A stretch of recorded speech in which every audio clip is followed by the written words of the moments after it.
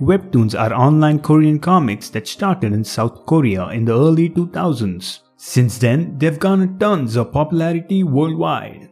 Webtoons often do a fantastic job of revealing Korean culture and humor. And the genres are vast. So whether you like comedy, tragedy, drama or romance, there's something out there for you.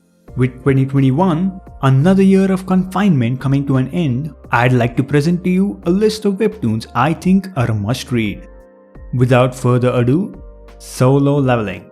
The story follows Jinwoo Sung, who is an extremely weak hunter and is looked down on by everyone. He has no money, no abilities to speak of and no other job prospects. So when his party finds a hidden dungeon, he's determined to use this chance to change his life for the better. But the opportunity he finds is a bit different from what he had in mind. This is another zero to hero story where MC gains powers, making him overpowered. The first few chapters are really great, and then unfortunately stagnates into something really generic, with the character development really lacking. As the story progresses, Jinwoo Sung turns into some MC who gets belittled and beats them with his god-tier powers again and again. But that shouldn't deter you from giving this a chance. The webtoon, currently over 174 chapters, has personally turned into a fun ride. It has some great artwork with some amazing action scenes. Maybe Solo Leveling isn't the masterpiece many people are making it out to be, but I would definitely read this over many others despite its shortcomings. Teenage Mercenary.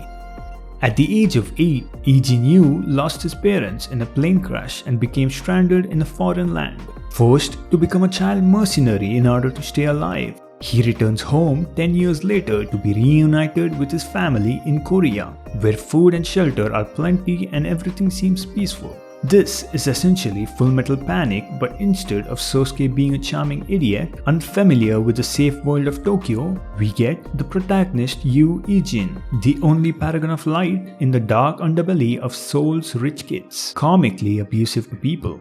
As you may have guessed from the description, this teenage mercenary is overpowered and a cliché one at that. Yu Ijin is someone who can beat up several grown men in a flash while attracting the interest of various women, and he even has some powerful connections. The story, in my opinion, is a pure wish fulfillment, a feel-good webtoon where the bad people try to mess with the peaceful life of Ijin, and Ijin makes sure to pay it back tenfold, where the world is comically evil because of individuals, and the system of protecting these rich people is never examined or attempted to be dismantled. Despite all of this, I still consider Teenage Mercenary a fun read, which has the potential to develop into something that's even better.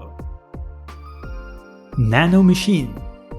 The story follows the weak and pathetic illegitimate prince whom, while trying to save himself from being assassinated, gets an unexpected visit from his descendant who comes from the future and inserts a nanomachine into Chun Yo-won's body, which drastically changes his life. The story then follows his journey to become the best martial artist. The addition of the nanomachine makes the story quite interesting, also making Yo-won overpowered to a certain degree. The story is well defined with the goals of MC and the enemies that he has to face clearly explained. The pacing is really perfect, with the end always getting you super hyped and excited for what's to come. And the best part of the series is the art. The art is simply phenomenal. Every panel is potential wallpaper material. There is no lack of interesting characters, each having their own unique personalities. Overall, a job well done and a must read for everyone new and old to the martial arts scene.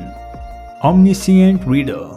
Omniscient Reader tells the story of an ordinary businessman who loves reading comics. During his childhood, he followed a certain novel for an extended period of over multiple years until the present. After work on the day of the final chapter release, he is met with a sudden change. The world has descended into chaos, only it's a very familiar one. As he grapples with his newfound reality, he tries to figure out how this happened in the first place. When the world is faced with destruction, only one man knows how it ends, because he is the Omniscient Reader. What you will read is a Jumanji cross Hunger Games, except that the entire world has fallen prey to it and only the MC knows how the plot goes. The characters are a 10 out of 10, with the MC being a realist who does what needs to be done in order to survive. And the side characters are great as well. The MC's utilization of knowledge and wits to adapt to the world is what makes this story interesting. As of the current chapter, there are no plot holes or flaws. It has great art, some top-tier comedy added here and there, which makes Omniscient Reader a stunning webtoon that is a must-read for everyone. Legend of the Northern Blade. When the world was plunged into darkness, martial artists gathered to form the Northern Heavenly Sect.